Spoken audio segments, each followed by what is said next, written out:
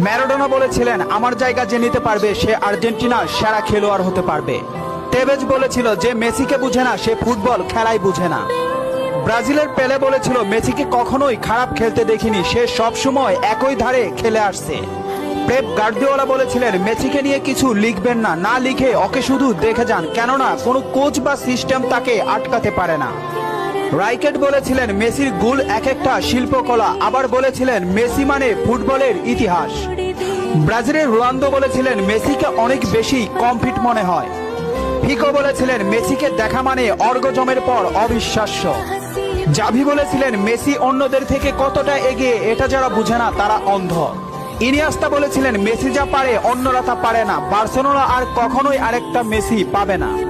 ব্রাজিলের রোনালদিনহো বলেছিলেন, আমি একবার বিশ্ব সেরা হয়েছিলাম, কিন্তু তখনও বার্সার সেরা প্লেয়ার হতে পারিনি, কারণ তখন বার্সাতে ছিল মেসি।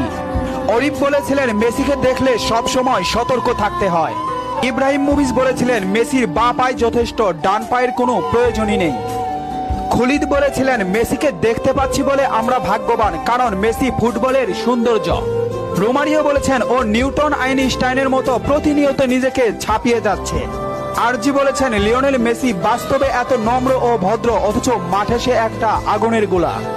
স্টাকপ বলেছেন, মেসিকে থামাতে গেলে